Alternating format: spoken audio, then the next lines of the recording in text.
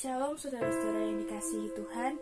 Sebelum kita membaca renungan, merenungkan setiap kebaikan Tuhan, mari kita berdoa. Bapa, terima kasih Tuhan untuk segala berkat yang sudah Engkau berikan kepada kami sampai saat ini. Tuhan, ajarkan kami Tuhan untuk selalu dekat kepada Engkau.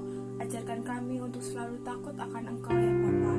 Dan biarlah hidup kami ini boleh menjadi berkat buat orang lain Tuhan. Terima kasih Tuhan, hanya di dalam nama Tuhan Yesus Kristus kami sudah berdoa dan mengucap syukur. Haleluya, amin. Nah, saat ini kita akan membaca di Efesus 5 ayat 1 sampai 21. Saya akan bantu bacakan Efesus 5 ayat 1 sampai 21.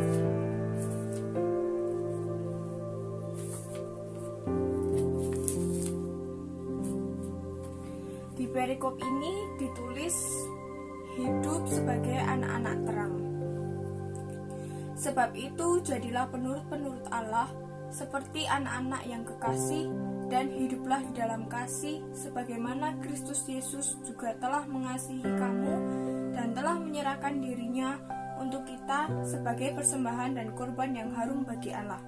Tetapi percabulan dan rupa-rupa kecemaran atau keserakahan disebut saja pun jangan di antara kamu, sebagaimana sepatutnya bagi orang-orang kudus. Demikian juga perkataan yang kotor, yang kosong atau yang sembrono, karena hal-hal ini tidak pantas. Tetapi sebaliknya ucapkanlah syukur. Karena ingatlah ini baik-baik. Tidak ada orang sundal, orang cemar atau orang serakah, artinya penyembah berhala yang mendapat bagian di dalam kerajaan Kristus dan Allah. Janganlah kamu disesatkan orang dengan kata-kata yang hampa, karena hal yang demikian mendatangkan murka Allah atas orang-orang durhaka. Sebab itu janganlah kamu berkawan dengan mereka. Memang kamu dahulu adalah kegelapan, tetapi sekarang kamu adalah terang di dalam Tuhan. Sebab itu hiduplah sebagai anak-anak terang, karena terang hanya berbuahkan kebaikan dan keadilan dan kebenaran. Dan ujilah apa yang berkenan kepada Tuhan. Janganlah turut mengambil bagian dalam perbuatan-perbuatan kegelapan yang tidak berbuahkan apa-apa, tetapi sebaliknya telanjangilah perbuatan-perbuatan itu. Sebab menyebutkan saja pun apa yang dibuat oleh mereka di tempat-tempat yang tersembunyi telah memalukan. Tetapi segala sesuatu yang sudah ditelanjangi oleh terang itu menjadi nampak, sebab semua yang nampak adalah terang. Itulah sebabnya dikatakan, bangunlah, hai kamu yang tidur, dan bangkitlah dari antara orang mati, dan Kristus akan bercahaya atas kamu. Karena itu perhatikanlah dengan seksama sebagaimana kamu hidup. Janganlah seperti orang bebal, tetapi seperti orang arif. Dan pergunakanlah waktu yang ada, karena hari-hari ini adalah jahat. Sebab itu janganlah kamu bodoh, tetapi usahakanlah supaya kamu mengerti kehendak Tuhan. Dan janganlah kamu mabuk oleh anggur, karena anggur menimbulkan hawa nafsu. Tetapi hendaklah kamu penuh dengan roh. Dan berkata-katalah seorang kepada yang lain dalam mazmur, kidung puji-pujian, dan nyanyian rohani. Bernyanyi dan bersoraklah bagi Tuhan dengan segenap hati. Ucaplah syukur senantiasa atas segala sesuatu dalam nama Tuhan Yesus, dalam nama Tuhan kita Yesus Kristus kepada Allah dan Bapa kita. Dan rendahkanlah dirimu seorang kepada yang lain di dalam takut akan Kristus. Amin. Saya mau sharing sebentar. Jadi saya mengambil perikop ini sebenarnya butuh waktu yang lumayan lama, dan sebenarnya juga Tuhan sudah menyuruh saya untuk menyampaikan sebuah perenungan, tapi saya masih bingung untuk menyampaikan renungan apa. Dan renungan ini berjudul Jadilah Berkat. Kenapa sih? Apa maksudnya jadilah berkat? Kita sebagai anak-anak muda, sebagai anak-anak Tuhan, sebagai anak-anak Allah, kita harus hidup di dalam terang, hidup di dalam Kristus, agar hidup kita ini boleh menjadi berkat buat orang lain. Lalu bagaimana caranya? Yang pertama kita harus berdoa. Loh, Kak, saya udah berdoa tuh setiap bangun pagi, terus mau makan, mau melanjutkan aktivitas, itu udah semuanya kurang. Oke, doa tiap hari itu bagus, tapi ingat, Tuhan itu tahu isi hati kita, Tuhan itu tahu yang terbaik buat kita. Dan yang paling penting, doa itu bukan dikte. Jadi doanya kayak gini, Tuhan aku mau ini, aku mau itu, aku mau ini, aku mau itu. Tidak. Memang kita bisa meminta segala sesuatu kepada Tuhan. Tuhan punya segala sesuatu yang mungkin kita rasa kita bisa memiliki. Tapi ingat, Tuhan itu pasti kasih yang terbaik. Tuhan itu tahu yang terbaik buat kita. Tuhan itu pasti akan memberikan yang sangat terbaik untuk kita. Nah, gimana sih maksudnya berdoa itu kok bisa jadi berkat? Ya, salah satunya saat ini sedang ada masalah COVID-19. Nah, kita bisa melakukan sesuatu yang bisa menjadi berkat buat orang lain. Salah satunya berdoa dalam arti kita mendoakan orang-orang yang terlibat dalam permasalahan ini, baik tim medis, pasien, atau orang-orang yang terdampak. Kita bisa mendoakan semuanya itu. Kita bisa mendoakan tim medis supaya Tuhan beri kekuatan, Tuhan beri hati yang mau melayani kepada pasiennya. Tuhan juga berkati segala peralatan tim medis yang digunakan, obat-obatnya juga Tuhan berkati supaya semuanya bisa menjadi berkat buat pasien yang terkena COVID-19. Kemudian kita bisa mendoakan juga untuk pasiennya, dalam arti kita mendoakan supaya mereka boleh mempunyai rasa sukacita yang lebih, mempunyai rasa sukacita tersendiri agar imun tubuh mereka bisa lebih kuat lagi dan bisa memulihkan keadaan mereka. Kita juga bisa mendoakan orang-orang yang terdampak, misalnya orang-orang yang dulunya mempunyai pekerjaan sekarang di PHK. Dan juga kita mau doakan juga untuk supaya orang-orang yang ter-PHK ini boleh mempunyai ide, Tuhan berikan hikmat juga supaya bisa membuka suatu lapangan pekerjaan maupun bisa memproduksi barang supaya semuanya ini bisa berjalan dengan lancar. Dan kita bisa menjadi pendoa-pendoa yang baik, pendoa-pendoa untuk pendoa-pendoa bagi bangsa dan negara, juga bagi untuk orang lain, mendoakan orang lain, pendoa untuk orang lain juga. Yang kedua, kita harus dalam arti menjadi berkat dalam menolong, membantu orang yang kesulitan. Sudah saya katakan tadi, yang pertama bisa berdoa, yang kedua bisa menolong atau membantu orang yang kesulitan. Dalam arti gini, kita bisa menolong orang lain harus dengan kasih. Kita bisa melihat kasih Tuhan yang ditunjukkan kepada kita melalui penyalibannya di kayu salib, dan juga di Alkitab juga dikatakan di Yohanes 3 ayat 16, karena begitu besar kasih Allah akan dunia ini sehingga Ia mengaruniakan anaknya yang tunggal, supaya setiap orang yang percaya kepadanya tidak binasa melainkan beroleh hidup yang kekal. Itu salah satu bukti kalau kasih Tuhan itu nyata, kasih Tuhan itu tidak pernah habis-habisnya.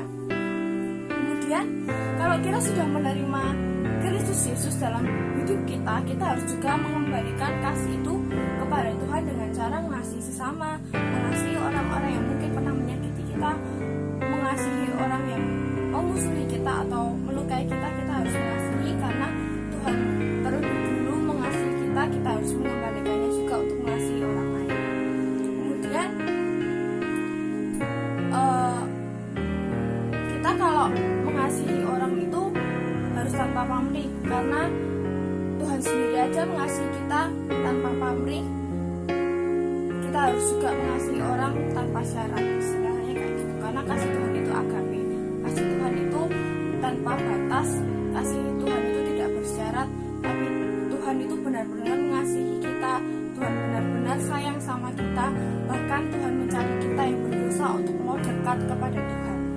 Kemudian yang ketiga, membaca firman Tuhan. membaca firman Tuhan tuh kenapa sih harus membaca firman Tuhan maksudnya? Karena gini, firman Tuhan adalah dasar kita untuk mengerti kehendak Tuhan. Nah, kita butuh yang namanya hikmat. Hikmat ini jadi ada tingkatan. Ini hikmat orang pintar. Orang yang pintar belum tentu berhikmat, tapi orang yang hikmat tapi tahu orang yang berhikmat pasti tahu istilahnya bijak dalam mengambil keputusan. Orang pintar pun belum tentu bijak, istilahnya begitu. Nah, kita harus tahu dong kalau hikmat ini datangnya hanya dari Tuhan. Kita bisa lihat di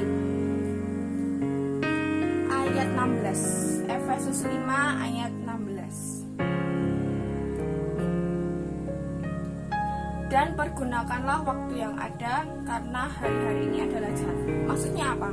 Di akhir-akhir ini banyak sekali masalah yang datang dalam kehidupan kita. Betul, pastinya. Nah, dari sini kita bisa tahu bahwa kehidupan kita semakin hari semakin diproses, hidup kita semakin lama akan semakin dibentuk. Nah, kita harus butuh hikmat supaya kita bisa menyelesaikan segala sesuatunya dengan pertolongan Tuhan. Kita mau baca di Kolose 4 ayat 5 sampai 6. Kolose 4 Kolose 4 ayat 5 sampai 6. Hiduplah dengan penuh hikmat terhadap orang-orang luar. Pergunakanlah waktu yang ada. Hendaklah kata-katamu senantiasa penuh kasih, jangan hambar, sehingga kamu tahu bagaimana kamu harus memberi jawab kepada setiap orang. Dan ingat juga di Amsal 1 ayat 7. Mungkin teman-teman sudah sering dengar Amsal 1 ayat 7. Takut akan Tuhan adalah permulaan pengetahuan, tetapi orang bodoh menghina hikmat dan didikan. Jadi kita bisa tahu bahwa hikmat ini sangat penting karena melalui perkataan kita bisa menjadi berkat buat orang lain. Nah, hikmat ini Tuhan bisa pakai melalui perkataan kita, perbuatan kita, sehingga apa yang kita lakukan, apa yang kita katakan boleh memberkati orang lain, sehingga nama Tuhan dipermuliakan melalui kehidupan kita. Kemudian kita juga mau lihat di 1 Timotius 4 ayat 12.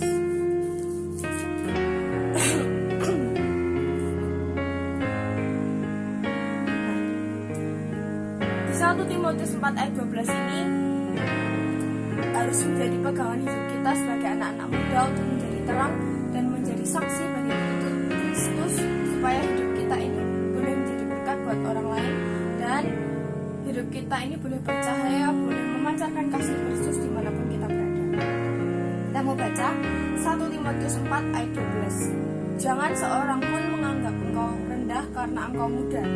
Jadilah teladan bagi orang-orang percaya dalam perkataanmu, dalam tingkah lakumu, dalam kasihmu, dalam kesetiaanmu, dan dalam kesucianmu. Kita sebagai anak-anak muda harus punya pegangan yang kuat, iman yang teguh di dalam Tuhan, karena kita ini punya pengaruh yang cukup besar untuk generasi-generasi mendatang. Jadi kalau iman kita kuat, pasti ke depannya hidup kita akan menjadi berkat buat orang lain, hidup kita boleh menjadi teladan bagi orang lain, dan tentunya bagi generasi-generasi yang akan datang. Jadilah berkat untuk sesamamu dimanapun dan kapanpun kamu berada. Dan yang penting, Tuhan ingin kita punya iman yang teguh agar hidup kita menjadi terang di tengah kegelapan dunia. Ayat yang berdasar ini adalah Matius 5 ayat 16. Matius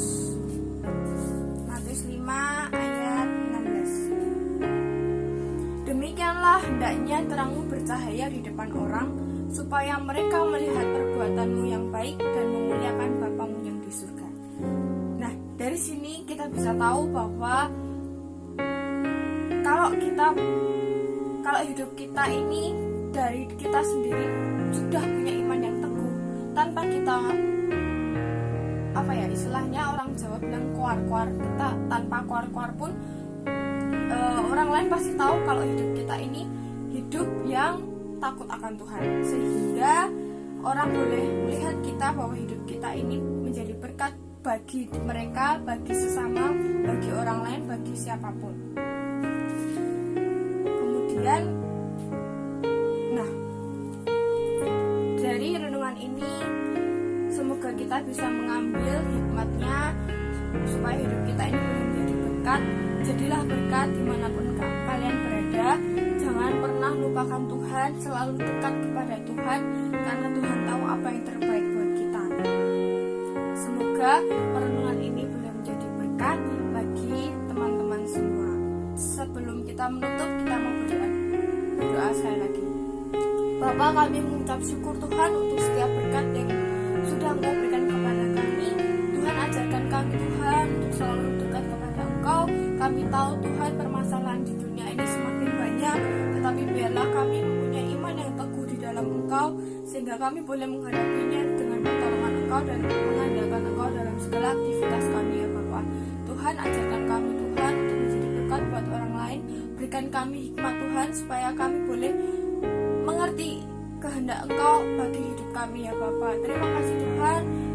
Kami serahkan semuanya ini ke dalam tangan-Mu. Kau yang tahu isi hati kami, Kau yang tahu Tuhan setiap permasalahan kami, dan kami yakin dan percaya Engkau akan menjawab sesuai kehendak dan waktu-Mu saja Tuhan. Terima kasih ya Bapa. Kami serahkan semuanya ke dalam tangan-Mu. Di dalam nama Tuhan Yesus yang penuh kuasa, kami sudah berdoa dan mengucap syukur. Haleluya. Amin. Stay safe guys and God bless you.